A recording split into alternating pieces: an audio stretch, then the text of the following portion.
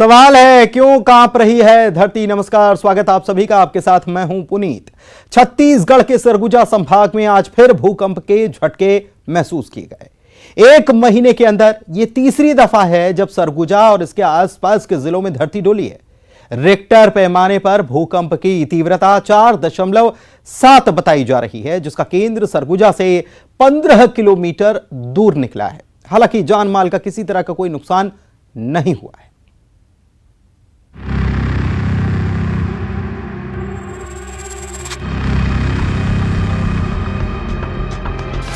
छत्तीसगढ़ में फिर डोली धरती। सरगुजा में लगे भूकंप के झटके। एक महीने में तीसरी बार भूकंप। आखिर क्यों डोल रही है धरती? खौफ और दहशत की ये तस्वीरें छत्तीसगढ़ के सरगुजा जिले की हैं। देखिए किस तरह धरती कांप रही है। अंदाजा लगाइए जिन्होंने इन झटकों को झेला होगा उनके खौफ का आलम क्या होगा। दिन के करीब 11:56 का वक्त रहा होगा जब अचानक धरती डोलने लगी। लोगों को चंद सेकंड में ही एहसास हो गया कि भूकंप आया है। लोग बेतहाशा घर से बाहर निकल आए। बताया जा रहा है कि सरगुजा संभाग के अंबिकापुर, उदयपुर, सूरजपुर और कोरिया जिले में लोगों ने भूकंप के झटके महसूस किए। लोगों ने करीब 4 सेकंड तक भूकंप के झटके महसूस किए। भूकंप की तीव्रता रिक्टर स्केल पर 4.7 बताई जा रही है और इसका केंद्र सरगुजा से 15 किलोमीटर दूर था। कुर्सी में बैठे हुए थे तो धरती हिला, थोड़ा आवाज आया तो मैं सोचा डंपर ऊपर गया होगा, तो बाकी कुछ दिखा नहीं रोड में। फिर बाहर कैसे आए, क्या हुआ आप लोग? फिर बाहर आए इधर। क्या हुआ, क्या लगता है आपको? धरती हिला, भूकंप। भूकंप जब हम लोग ग्राम पंचायत बैठक कर रहे थे गांव में ही, तो अचानक से छप्पड़ सीट सब हिलने लगा। तो हम लोग को प्रतीत हुआ कि ये भूकंप का ही झटका है। जमीन सब कांपने लगा तो हम लोग कुछ देर के लिए बाहर आ गए और यह झटका आसपास के गांव में भी देखने को मिला। दैतमा वगैरह से, सुदामा नगर, सोनपुर से खबर आ रहा है सब। एक महीने के भीतर ये तीसरी बार है जब सरगुजा संभाग में भूकंप का झटका लगा है। 6 दिन पहले भी 29 जुलाई को छत्तीसगढ़ के सरगुजा संभाग के कोरिया जिले के चर्चा में भूकंप के झटके महसूस किए गए थे। इससे पहले 11 जुलाई की सुबह सरगुजा संभाग के कोरिया जिले में भी भूकंप के झटके लगे थे। ऐसे में बड़ा सवाल ये है कि आखिर सरगुजा में क्यों बार बार डोल रही है धरती? क्या ये किसी बड़ी आपदा का संकेत है? Bureau report, news 18 Madhya Pradesh, Chhattisgarh. और आइए इसी मुद्दे पर हम करते हैं चर्चा और जानने की कोशिश करते हैं कि धरती क्यों कांप रही है। हमारे साथ एक खास मेहमान विपिन दुबे, आप जियोलॉजिस्ट हैं, वो भी जुड़े हुए हैं। विपिन जी, आपका स्वागत है। साथ ही में हमारे सहयोगी देवव्रत भगत रायपुर से जुड़े हुए हैं। वरुण राय संवाददाता सूरजपुर से जुड़े हुए हैं। हम ये जाने कि आखिर ये क्यों धरती कांप रही है, क्या धरती बता रही है, संकेत क्या है, इसके पहले क्या हुआ, लोगों ने क्या महसूस किया, ये जानते हैं। और चलते हैं वरुण के पास। वरुण, आपके साथ कुछ लोग भी मैं देख पा रहा हूं। जब भूकंप के झटके आए, क्या हुआ, कैसे हुआ, कैसे लोगों ने संभाला? 4.7 की तीव्रता रही। कोई नुकसान की कोई खबर तो नहीं?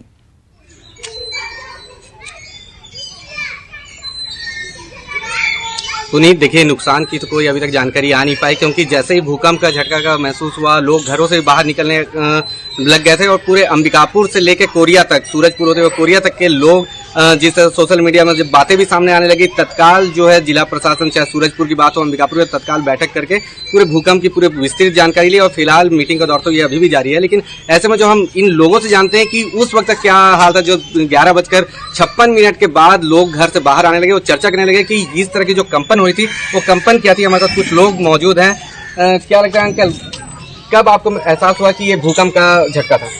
लगभग 11:58 पर इस तरह का भटगांव महाप्रबंधक कार्यालय में हम लोग बैठे थे, महसूस हुआ तो सारे लोग बाहर आ गए और लोग सहमे हुए थे। आसपास के क्षेत्रों में भी ये खबरें आ रही हैं, सूरजपुर से आ रही हैं, अंबिकापुर से आ रही हैं। तमाम तरह का जो है व्हाट्सएप पर और फेसबुक पर लोग चला रहे थे कि भूकंप के झटके महसूस किए गए हैं। इससे पहले 11 जुलाई को चिरमिरी में और 29 जुलाई को आपको बैकुंठपुर में हुआ था। चर्चा खदान में 3-4 मजदूरों को भूमिगत खदान में चोट भी आई थी। तो ये चूँकि कोयलांचल का इलाका है तो डर बहुत ज़्यादा रहता है। भूमिगत खदानें हैं, मजदूर नीचे जाके ज़मीन के नीचे काम करते हैं। भूकंप से खतरा कोयलांचल में बहुत ज़्यादा रहती है, जहाँ अंडरग्राउंड भूमिगत खदानें हैं।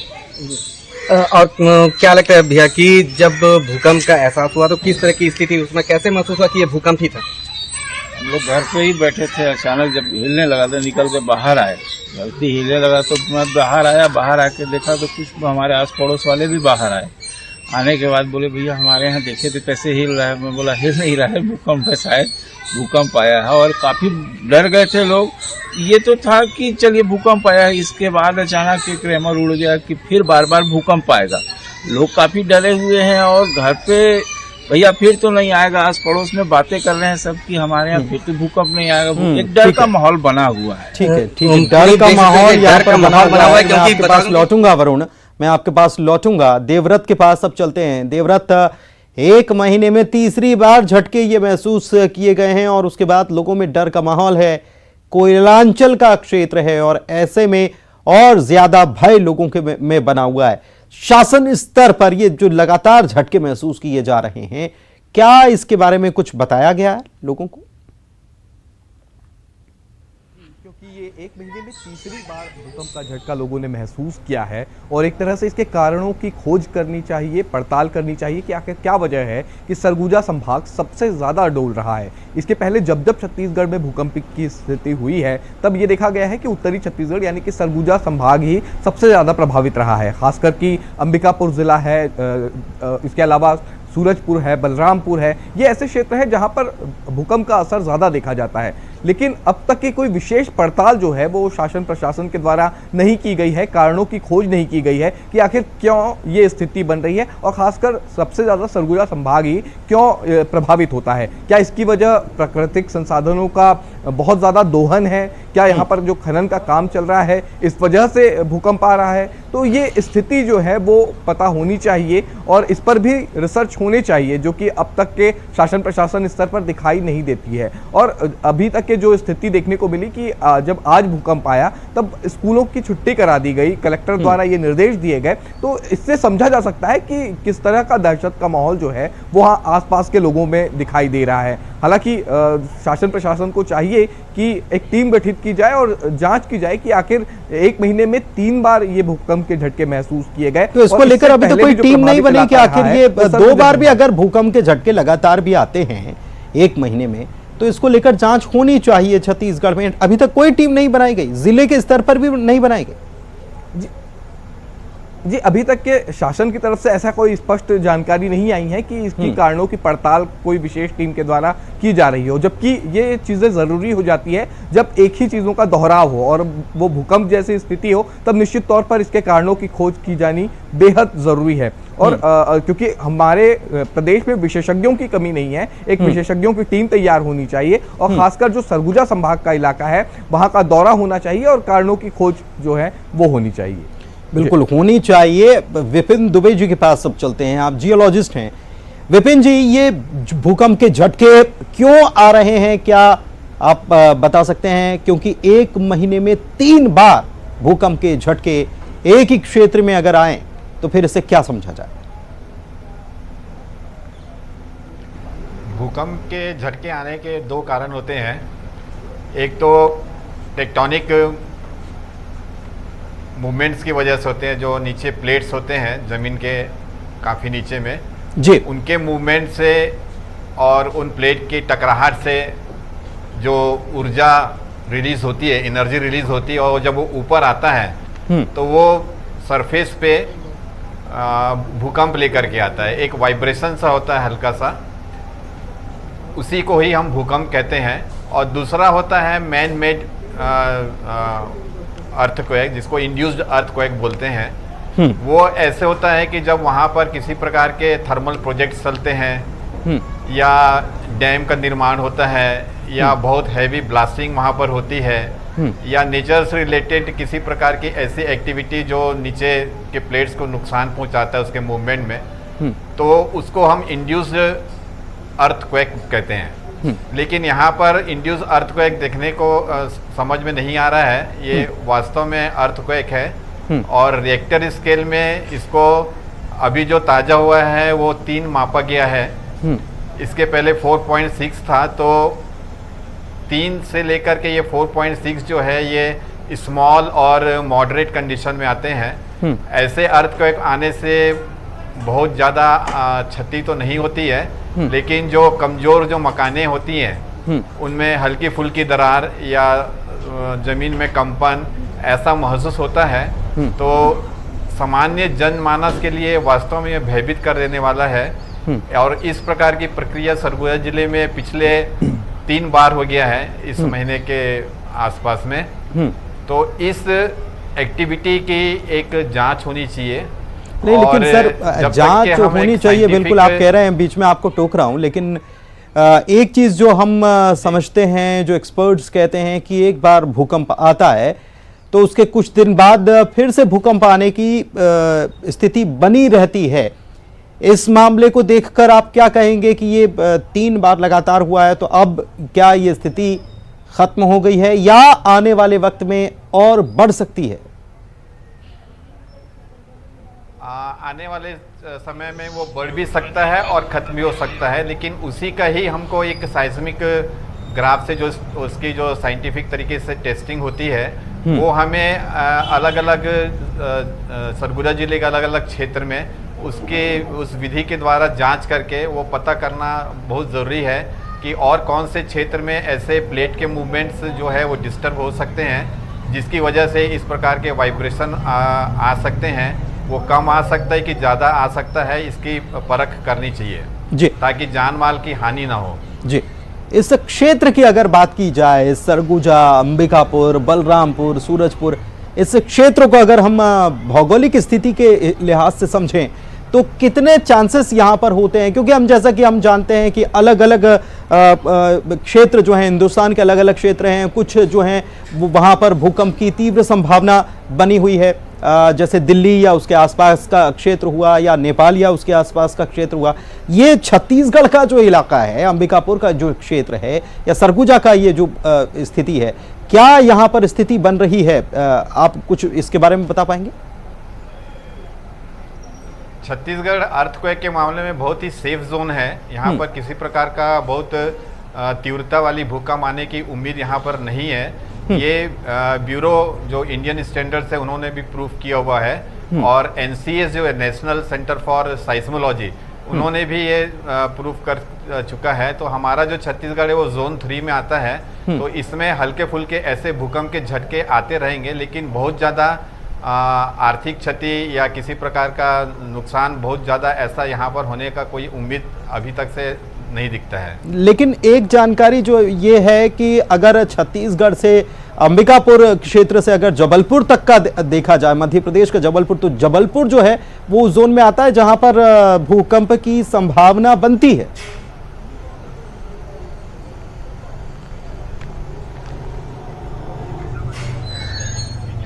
विपिन जी, अंबिकापुर सरगुजा क्षेत्र में उतनी बहुत ज़्यादा संभावना नहीं है, लेकिन जबलपुर से हम उसको नहीं जोड़ सकते हैं कि जबलपुर के एरिया में वो अर्थक्वेक जोन में आता है, क्योंकि वहाँ पर बहुत सारे ऐसे प्रोजेक्ट्स के काम हुए हैं, जैसे कि बड़े डैम बने हुए हैं, वो हिली एरिया भी है। वहाँ पर ऐसे जगहों पर जो नेचर को अफेक्ट करने वाले जो एक्टिविटीज़ होते हैं वो काफ़ी मात्रा में हुआ है। तो वहाँ पर प्लेट्स के जो मूवमेंट्स है उसमें फ़र्क पड़ सकता है, लेकिन ऐसा हम सरगुजा क्षेत्र में की भौगोलिक और उससे वहाँ की ऐसे तुलनात्मक अध्ययन अपन नहीं कर सकते हैं। लेकिन यहाँ पर मैं निश्चित तौर पे कहूँगा कि जो जियोलॉजिकल सर्वे ऑफ इंडिया है या NCS है, वो यहाँ पर प्रॉपर साइंटिफिक इन्वेस्टिगेशन करे साइज्मोग्राफ के थ्रू, क्योंकि ये भूकंप अभी लगातार 3-4 बार आ चुके हैं। हालांकि वो मामूली है, लेकिन लोगों को दहशत करने वाला है निश्चित रूप से। तो एक साइंटिफिक स्टडी होनी चाहिए और उसका एक कंक्लूजन निकालना चाहिए कि फ्यूचर में इस क्षेत्र में और भी भूकंप आ सकते कि नहीं आ सकते, और उसकी इंटेंसिटी कितनी होगी, और इससे किसी प्रकार का जान माल की हानि तो नहीं होगी, इसका तो एक प्रॉपर सिस्टमेटिक स्टडी होनी चाहिए। सिस्टमेटिक स्टडी होना चाहिए, क्योंकि आप ही ने बताया कि ये इसकी तीव्रता 3 रही है, लेकिन इसके पहले 4.6 तक का आ चुका है, और 4.6 जो है वो तो मॉडरेट, या कह सकते हैं कि बॉर्डर मॉडरेट है, क्योंकि 5 के ऊपर अगर जाएगा तो नुकसान हो भी सकता है, ये भी तो माना जा सकता है। बिल्कुल आप सही जी, हाँ सही कह रहे हैं आप, मॉडरेट कंडीशन में है। तो इस वही मैं कह रहा था कि अपने को यहाँ पर जो अपने जो साइंटिफिक ऑर्गेनाइजेशन है उनका प्रॉपर यहाँ पर स्टडी होना बहुत ज़रूरी है, वही पता करने के लिए कि ये जो रेक्टर स्केल में 4.6 जो अभी आया हुआ है ये बढ़ करके कहीं 5 या 6 या ऐसे जोन में तो नहीं चले जाएगा जिससे वहाँ पर किसी प्रकार की बहुत ज़्यादा जान माल की हानि हो सकती है। ठीक है, ठीक है। देवव्रत के पास चलते हैं। देवव्रत, बार बार हमारे साथ जियोलॉजिस्ट जो जुड़े हैं विपिन जी, वो बार बार इस बात पर जोर दे रहे हैं कि इसकी जांच होना चाहिए, इसके लिए एक स्टडी होना चाहिए, लेकिन हैरानी की बात यह है कि अभी तक शासन स्तर पर कोई कदम नहीं उठाया गया है इसको लेकर। जी बिल्कुल हैरानी होती है, क्योंकि सरगुजा जो क्षेत्र है वो भूकंप के लिहाज से काफ़ी संवेदनशील क्षेत्र माना जाता है। और अगर हम दूसरे देशों की बात करें तो जापान जैसी स्थिति नहीं है जहां पर कि बार बार भूकंप आए और एक विशेष टीम रहे जो कि राहत के लिए तुरंत अलर्ट हो जाए। उस तैयारी में छत्तीसगढ़ नहीं है कि इस तरह की प्राकृतिक आपदा पर तुरंत रिएक्शन हो और तुरंत ही उस पर किसी भी तरह का काम हो। हालांकि अभी तक के जो भूकंप के झटके महसूस किए गए हैं उसमें राहत की बात ये रही कि अब तक कोई बड़ा जानमाल का नुकसान जो है वो छत्तीसगढ़ के सरगुजा संभाग को नहीं झेलना पड़ा, लेकिन आने वाले दिनों में ऐसा ही हो इसकी कोई गारंटी नहीं है। तब आपको एक सही स्टडी करना तो जरूरी होगा ही, क्योंकि इसके आधार पर आने वाले समय का प्लान तैयार किया जाएगा कि उन संवेदनशील जगहों पर राहत के किस तरह के इंतजाम किए जाने हैं, किस तरह से टीम को अलर्ट किया जाना है। और जब तक कि आपके पास कोई विशेष स्टडी नहीं रहेगी, कोई थ्योरी नहीं रहेगी, तब तक आप किस तरह से कोई प्राकृतिक आपदा से बचने के लिए तैयारी कर सकते हैं। तो यहाँ पर कई तरह के सवालिया निशान तो लगते हैं कि भाई 1 महीने के भीतर 3 बार भूकंप आ चुका है, और ऐसी स्थिति में जब कोई विस्तृत स्टडी ही इस पर ना हो, कोई जांच ही ना हो, तब ये नहीं कहा जा सकता कि आने वाले दिनों में जब इसकी तीव्रता ज्यादा हो और जब जान माल का नुकसान हो तब सरकार जागे, या तब ये कहा जाए कि तब कोई जांच की जाएगी। तब यहाँ पर समय रहते, या यूं कहे कि बाकी जो भूकंप के झटके लगे हैं उनसे सबक लेते हुए एक विस्तृत टीम बनाना बेहद जरूरी हो जाता है, क्योंकि उसके बाद ही आप आपदा पर नियंत्रण के लिए या आपदा राहत के लिए प्लान तैयार कर सकते हैं। बिल्कुल, प्लान उसके बाद ही तैयार किया जा सकता है जब स्टडी हो। और वैसे भी जापान का आप जिक्र कर रहे थे देवव्रत, जापान में वहां लगातार भूकंप आते हैं तो उस हिसाब से वहां तैयारियां होती हैं, और हमारे हिंदुस्तान में तो ट्रेनिंग तक नहीं दी जाती, स्कूलों में चर्चा तक नहीं होती कि कैसे आपात स्थिति में निपटना है, जबकि बाहरी देशों में इसके लिए बाकायदा ट्रेनिंग दी जाती है। हमेशा हर परिवार को इसके लिए सजग कैसे रहना है, आपात स्थिति में क्या करना है, इसके बारे में जानकारी दी जाती है, लेकिन हमारे यहां ऐसी कोई व्यवस्था नहीं है। तो जरूरी है कि इस मामले में स्टडी की जाए। बार बार जो जानकार हैं वो भी कह रहे हैं कि ये जो है संकेत है कि हमको स्टडी करना चाहिए, और ये लग रहा है कि ये मैनमेड जो अर्थक्वेक्स होते हैं वैसा नहीं है कि इंसान ने अगर खुदाई की या वहां पर खनन का काम चल रहा है या और कोई थर्मल पावर प्रोजेक्ट चल रहे हैं तब स्थिति बन सकती है, लेकिन ऐसा नहीं है। सरगुजा में ये लग रहा है कि भूगर्भीय कुछ हलचल हो रही है जिसका नतीजा सामने आ रहा है। तो इसको जानने के लिए अध्ययन करने की बहुत ज्यादा जरूरत है, जो अभी शुरू नहीं हुआ है। करना चाहिए सरकार को। बहुत शुक्रिया आप तीनों का हमारे साथ जुड़ने के लिए, और इसी के साथ इस बुलेटिन में इतना ही। नमस्कार।